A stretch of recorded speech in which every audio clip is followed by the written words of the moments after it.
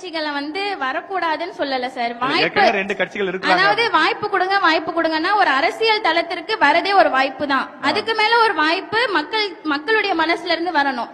என்ன பொறுத்த வரைக்கும் இப்ப இருக்க இளைஞர்கள் தண்ணி இருக்கு அப்படின்னு நினைச்சு ஓடுறாங்க. ஆனா அங்க போய் பார்த்தாதான் தெரியும் அது ஒரு காணல் நீர் அப்படின்னு. அது தண்ணி கிடையாது. எந்த ஒரு கட்சியுமே எடுத்த உடனே சிஎம் ஆகுறது கிடையாது. இப்ப வரவங்க எல்லாம் நான் தான் அடுத்த சிஎம், அது எப்படி 2-3 வருஷத்துலயே சிஎம் ஆயிட முடியுமா? ஒரு 10 வருஷம் இருங்க. அண்ணா சொன்ன மாதிரி தான் சிஎம் ஆக கூடாதா? அவங்களுக்கு பழக்கமே படாத ஒரு இடத்துல அரசியல் கட்சி அவர் எடுத்த உடனே ஆகலையே. அவர் திமுகவுல இருந்து அதன் பிறகு கட்சியில இருந்து விலகி தானே சிஎம் ஆனாரு. அதே போல ஆகட்டும், எல்லாருக்குமே வாய்ப்பு வேணும் தான். எல்லாரும் அவங்களுடைய ஆசைப்பட்ட இடத்துக்கு போகணும்னு நினைக்கிறது ஓகே தான். அதற்கு அவங்க தகுதியானவர்களா இருக்கணுங்கிறது தான் என்னுடைய வாதமா இருக்கு. எதை தகுதி நீங்க நினைக்கிறீங்க?